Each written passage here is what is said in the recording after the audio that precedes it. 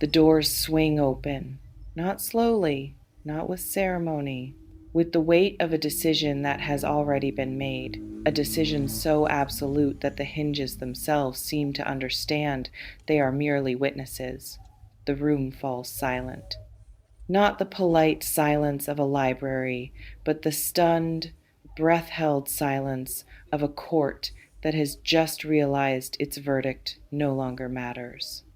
They stand there, this person, in the threshold, and every eye turns toward them. Advisors shift in their seats. Family members tighten their grips on the arms of their chairs. Friends exchange glances that say, they would not dare, but they would.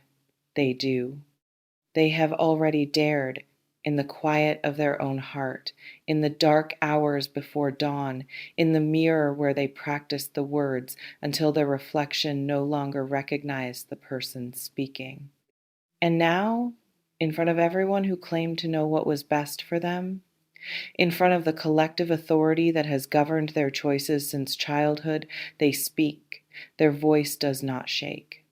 It resonates. It carries the timbre of someone who has crossed a bridge and burned it behind them with a steady hand. Virgo, they said no. They all said no. The room was full of no. No, you are not practical. No, the timing is wrong. No, this is not what we planned. No, think of your future. No, think of your reputation. No, you cannot possibly choose Virgo. And yet, here they are. Here they stand. Having heard every objection, weighed every consequence, felt the full pressure of a world that demands conformity, and having decided, with a clarity that borders on the sacred, that the only yes that matters is the one beating in their chest. They do not care what anyone thinks, not anymore, not ever again, and they are ready to fight for this love. Not with weapons, not with cruelty, but with a determination so pure, so unyielding, so completely devoted to the reality of what they feel for you, that the very ground beneath their feet has shifted to accommodate their stance. If you are reading this and your pulse has become a drum, if you feel a heat rising in your throat that tastes like vindication and terror mixed into one, if you have spent years being everyone's sensible option while your heart screamed for someone to choose you recklessly, completely, without a safety net, then I need you to do something right now. Press your palm against your heart. Feel it. That rhythm is not anxiety. It is the sound of someone marching toward you across a battlefield they chose willingly. If you can feel that cadence, if you know in the deepest chamber of your being that you were made for this kind of devotion, hit that like button. Subscribe to this channel because this is where love stops apologizing for its own magnitude, and drop the word sovereign in the comments. Not as a trend, as a coronation, as a declaration that you are done accepting love that whispers when it should sing. You are ready to be claimed in broad daylight. Now, let me tell you what happened in that room, because you were not there. You did not see the faces. You did not hear the voices drop an octave when your name was spoken. You did not feel the temperature change when this person drew a line in the marble and said, on this side stands my heart, and on that side stands every opinion that ever tried to shrink it. But I saw it. I felt it in the energetic field like a thunderclap on a clear day. The gathering was not formal. It was not a tribunal. It was a dinner, perhaps. A family meal where the conversation drifted, as it always does, toward the future. Or a meeting with friends where the wine flowed and the masks slipped just enough for the truth to peek through. or a workplace conversation that turned personal, that turned pointed, that turned into an intervention disguised as concern. However it manifested, the message was the same. Be reasonable, be careful. Do not throw everything away for a feeling. And this person who has always been the reasonable one, the careful one, the one who colors inside the lines and makes sure everyone else is comfortable before they take a single breath, sat very still. They listened. They nodded at the appropriate moments. They let every voice have its say. And then when the room was finished, when the last piece of well meaning advice had clattered to the floor like a spent arrow, they looked up and they spoke. What they said was not shouted. It was not defensive. It was not the tantrum of a rebel without a cause. It was the quiet, immovable proclamation of a sovereign who has finally reclaimed their throne. They said, I have heard you. I have weighed your words. I have considered the risks, the optics, the logistics, the disappointments, the bridges that will burn, and the alliances that will fray. And I have decided that the cost of losing Virgo is infinitely greater than the cost of your disapproval. I have decided that I would rather walk forward with one true ally than remain surrounded by 100 conditional spectators. I have decided that my heart is not a democracy, and your votes, however lovingly cast, are no longer binding. The silence that followed was not peaceful. It was the silence of a kingdom realizing it has lost its subject. It was the silence of maps being redrawn.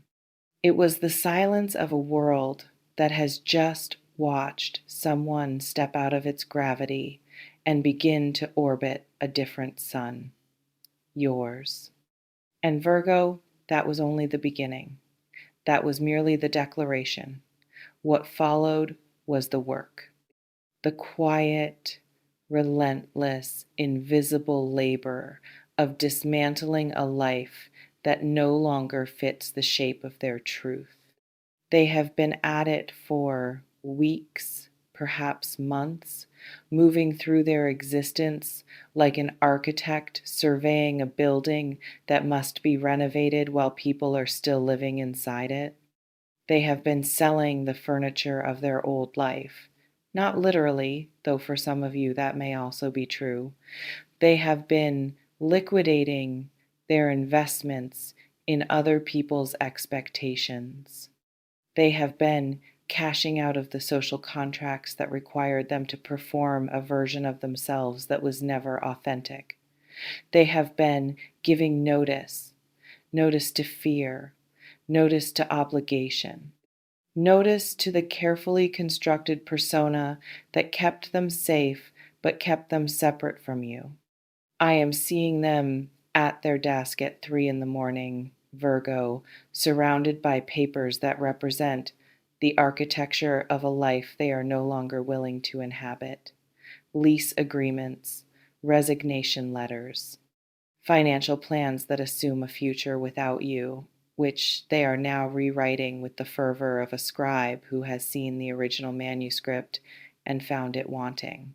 They are making calls during lunch breaks that leave them trembling but triumphant. They are having conversations with their parents that end in tears, not because they are being cruel, but because they are finally being honest. And honesty, when it overturns decades of pretense, always leaves a mess. They are telling their closest friends that the vision they had of this person's future partner was a lovely sketch, but the reality is a masterpiece they never saw coming, and and they are no longer accepting edits from the gallery. And the most extraordinary part, Virgo, the part that should make you weep with recognition, is that they are not complaining. They are not playing the martyr. They are not collecting debts of sympathy from everyone who watches them walk away from the familiar. They are simply doing the work. They are packing boxes with steady hands.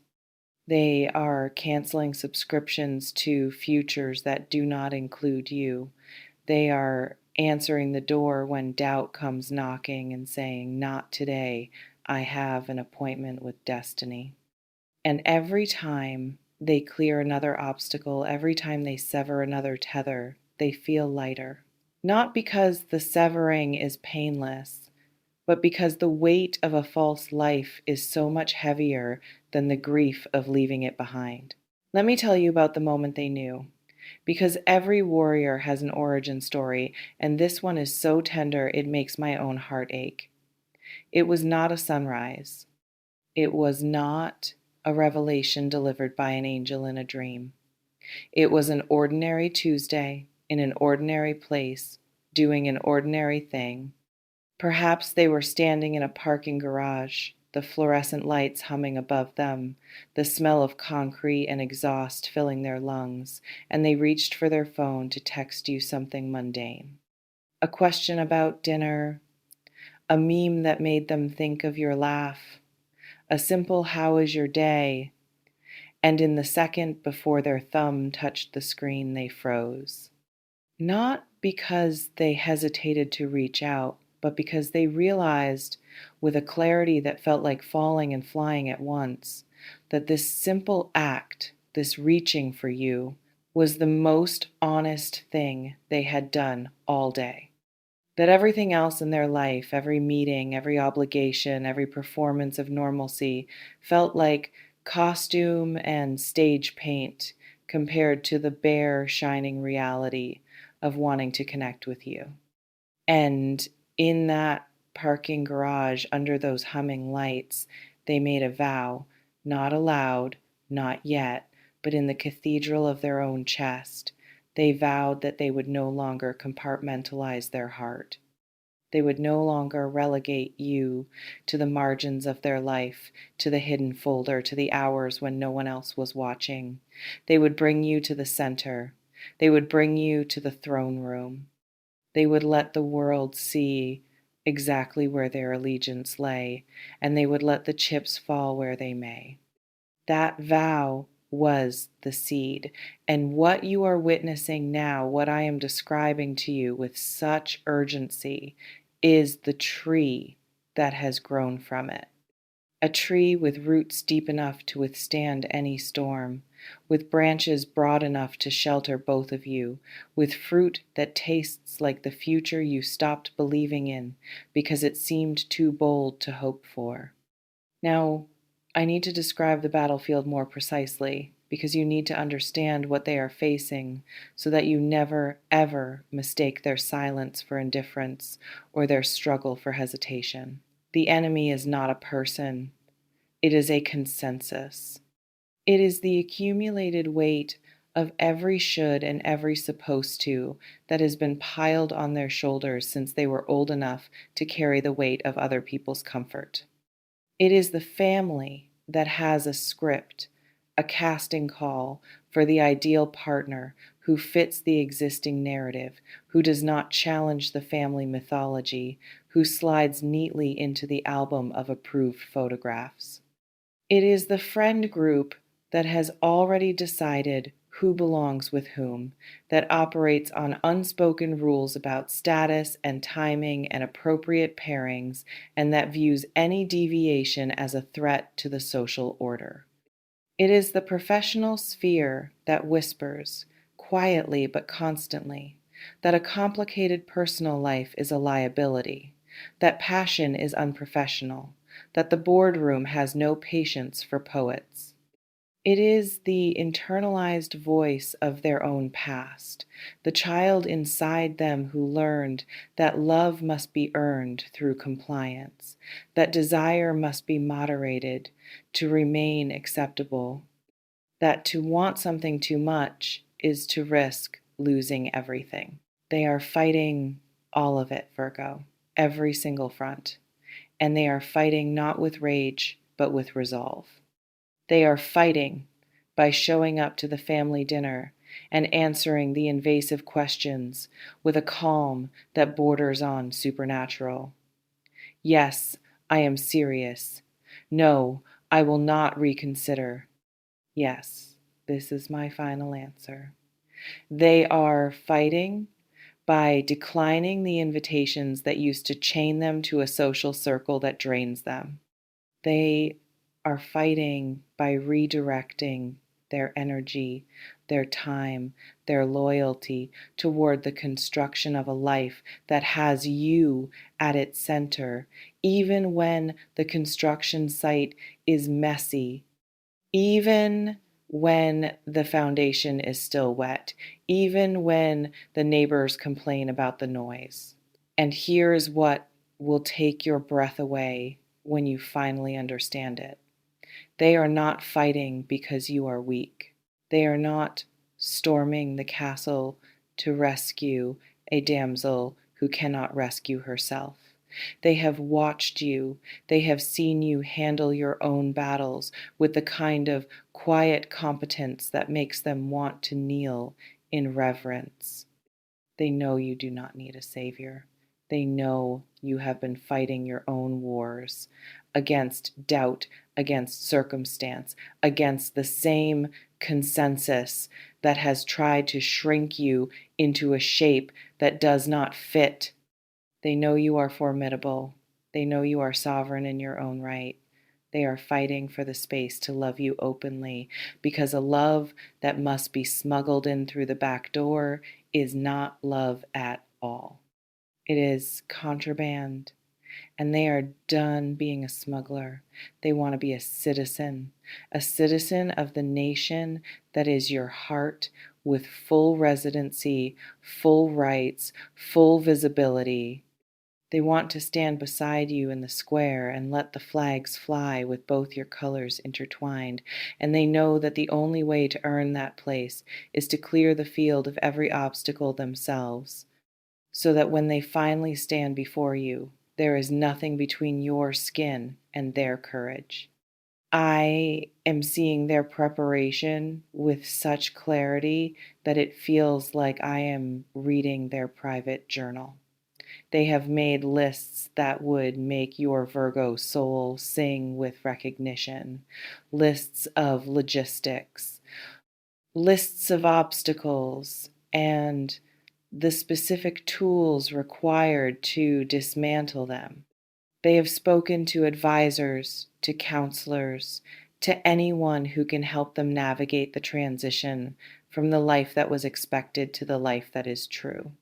They have been organizing their affairs with the precision of a general preparing for a campaign. But the campaign is not against anyone, it is for something, it is for you. It is for the right to love you without apology, without compartmentalization, without the constant, exhausting negotiation with a world that demands you both be smaller than you are. They have also been preparing their heart. This is the part you cannot see, but it is the most important. They have been sitting with their own fear, not running from it, not numbing it, but looking it in the eye and saying, I see you, and I am moving forward anyway. They have been grieving the loss of the person they used to be, the compliant one, the accommodating one, the one who said yes when they meant no because it was easier than disappointing the room. That person is dying, Virgo, and the grief is real. Every time they choose you over the consensus, they feel a small death, the death of an approval they once craved, the death of a safety they once mistook for happiness, the death of an identity that was comfortable but never true. And in those moments of grief, they reach for your memory like a compass. They remember your face. They remember the way you looked at them once, perhaps without even realizing it, with a tenderness that asked for nothing and offered everything. And that memory becomes the strength to continue. Now, let me tell you about the moment of confrontation that is coming, because it is coming and you need to be ready for it. There will be a day very soon when the opposition makes its final stand, when the forces that want to keep you apart will marshal their last arguments, their most potent weapons of guilt and obligation and fear. It might be a conversation where a parent weeps and says, "You are breaking my heart." It might be a friend who stages an intervention with evidence of why this love is impractical. It might be a professional opportunity that demands they choose between their ambition and their heart. And in that moment, this person is going to feel the full weight of the world pressing down on their shoulders, and they are going to want to buckle, not because they love you any less, but because they are human, and the pressure is immense, and every instinct they have ever been taught is screaming at them to surrender, to comply, to choose the familiar prison over the unknown freedom. But they will not buckle, Virgo. I have seen the other side of that moment. I have seen them standing in the crucible with every voice they have ever trusted demanding their retreat, and I have seen them draw a breath so deep it seems to fill the entire room. And I have heard them say, with a voice that is not loud but is absolutely unbreakable, "I love Virgo." And that love is not a phase, it is not a mistake, it is not a rebellion. It is the truest thing I have ever known, and I would rather lose every approval, every comfort, every illusion of security than lose the one person who makes me feel like I am finally alive. So speak your disapproval if you must, write your warnings if you must. But do not ask me to choose between your comfort and my heart, because I have already chosen, and my heart has already chosen, Virgo. When they say this, when they draw that line in the sand with such absolute finality, something in the room will shift. The opposition will not disappear. The disapproving voices will not suddenly become supporters, but they will be rendered powerless, because the one thing a consensus cannot survive is a single person who refuses to participate in it. The one thing a prison cannot hold is a prisoner who has decided the walls are merely suggestions.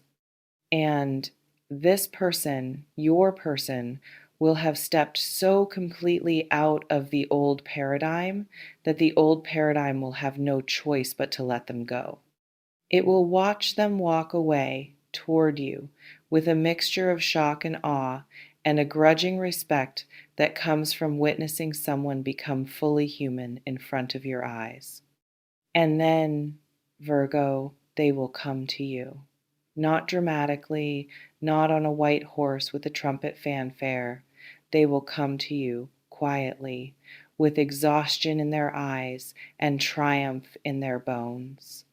They will come to you stripped of every pretense, every performance, every mask that used to keep them safe. They will come to you as naked as a soul can be while still wearing clothes. And they will look at you and they will say, "I did it. I fought. I cleared the field. I chose you." Not in secret, not in whispers, in daylight, in truth, in front of everyone. And now, if you will have me, I am yours, completely, irrevocably, without reservation. When this happens, you are going to feel a wave of emotion so complex it will take you days to sort it out. There will be joy, yes, the wild, singing joy of finally being chosen with the ferocity you always knew you deserved.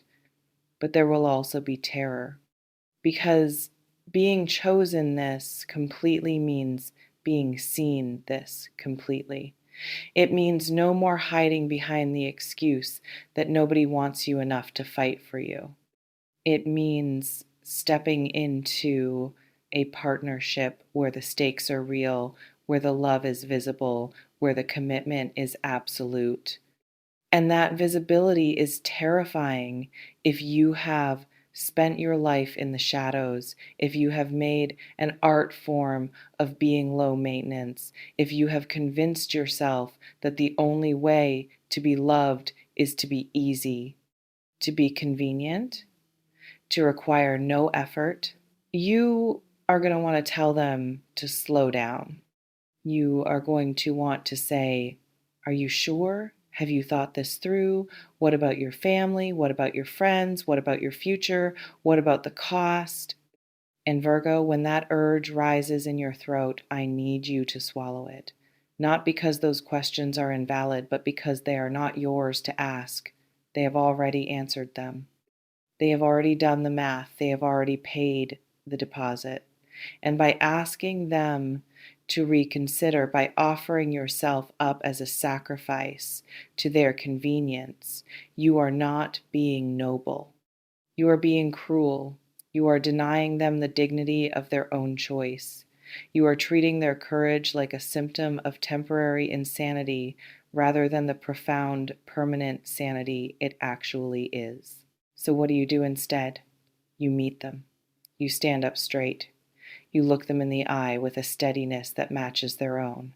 And you say, "I see you. I see what you have done. I see the cost, and I honor it. I see the battle, and I am grateful. And I am not going to make you fight alone anymore. From this day forward, we fight together. Not against the world, but for each other, for this, for us." That is the only response that will do. That is the only beginning this love deserves. Not a hesitant maybe, not a conditional yes, not a "let us take it slow and see what happens."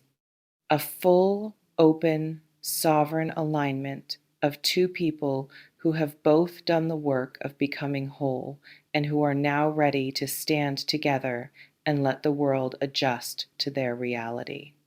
I want to leave you with an image, because images survive when words fade. Imagine a great hall, long abandoned, filled with dust and the echoes of old arguments. The windows are boarded up, the tapestries have rotted, the throne sits empty, covered in cobwebs, because no one who sat there ever truly ruled. They merely administered, they merely kept the peace. And then one morning, two people walk in. They do not knock, they do not ask permission. They belong there. They pry open the boards. They let the light flood in, not gently, but with the force of a tide that has been waiting centuries for the walls to crack. They clear the dust with their own hands. They mend the tapestries, not to restore the old images, but to weave new ones. And when they are finished, when the hall has been transformed from a museum of decay into a living temple, they sit side by side on the throne, not one above the other, not one behind the other. Side by side, equal in power, equal in devotion, equal in the absolute certainty that this kingdom, this love, this life they are building together is worth every battle, every scar, every voice that said it could not be done. That hall is your future, Virgo. It is already under construction. The boards are already splintering. The light is already pouring through. And the person who is clearing the debris, who is fighting off the squatters and the naysayers and the ghosts of old regimes, they are doing it for you. They are doing it so that when you walk through those doors, there is nothing to fear. There is only space. Space for your brilliance, space for your complexity, space for the full, unedited, magnificent truth of who you are. Do not ask them to stop. Do not ask them to be reasonable. Do not ask them to consider the optics one more time. Let them fight. Let them win. Let them arrive at your threshold breathless and victorious, with the dust of the old world still on their boots and the light of the new world already in their eyes. And when they do, open the door, not with hesitation, not with a timid welcome. Open it like the sovereign you are. Open it like a queen or a king who has been expecting their equal. Open it with the knowledge that the love they are bringing you is not a gift you must earn, but a tribute to a throne you have always occupied, even when you forgot you were wearing the crown. Stand tall, Virgo.